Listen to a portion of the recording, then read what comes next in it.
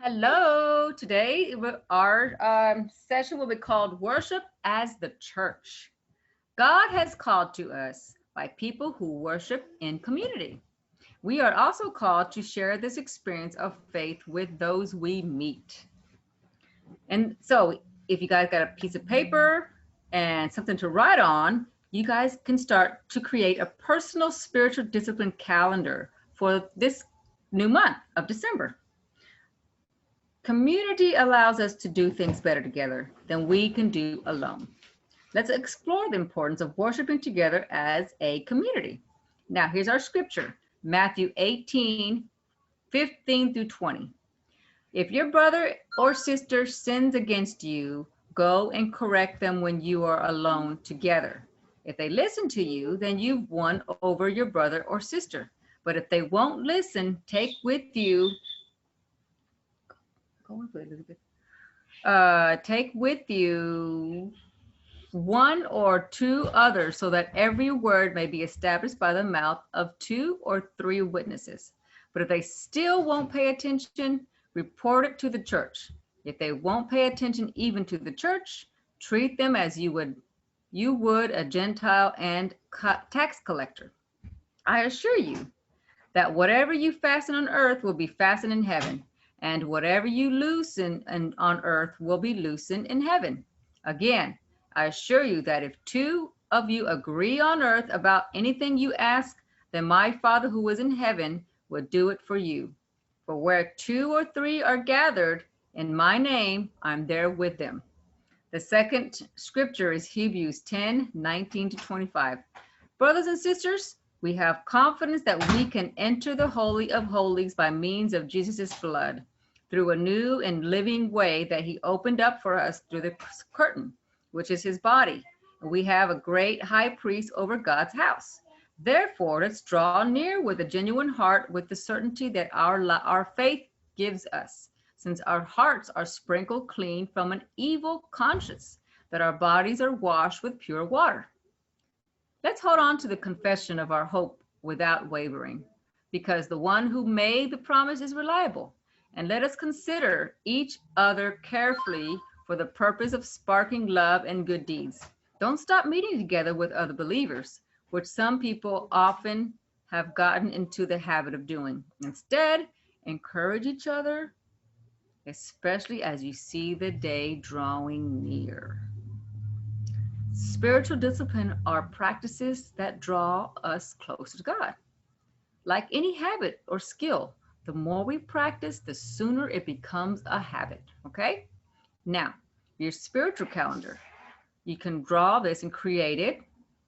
You can put practices of individually together with your family or your friends.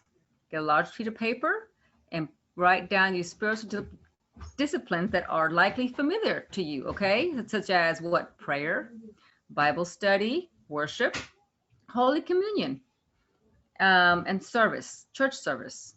Also add less familiar disciplines such as what? Fasting, meditation, or walking in a labyrinth or maze.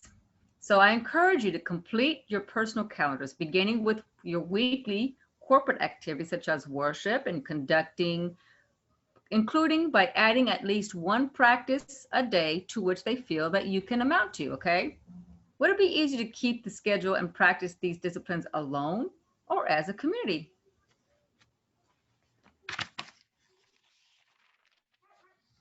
What does it mean for us to honor God with our community? And why is that important? Why do you think we meet together to worship as a community?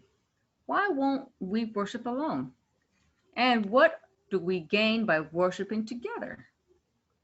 John Wesley, he is the father of United Methodism. He's called Christianity a social religion. He said we need to experience our faith with other people, both in worship and as neighbors to express care and concern. John Wesley once said that attending worship is central to the practice of Christian discipleness. Let's hold on to the confession of our hope without wavering, because the one who made the promises is reliable, That's Hebrews 10:23. Okay, now I'll ask you the experiences, ask you to what does it mean to have someone keep a promise? What does it feel like? Have you experienced someone breaking a promise or being unreliable? And how did that feel? And what does it do to you? We associate worship with the words we say, the things we do, and the promise we make. But worship can also be expressed through silence and reflection. Okay? You can describe your feelings from God, God's nature, God's love, God's mercy, God's forgiveness, and so on. So now, for at the end of our little discussion here, we'll take a minute for a silent prayer and reflection. Okay?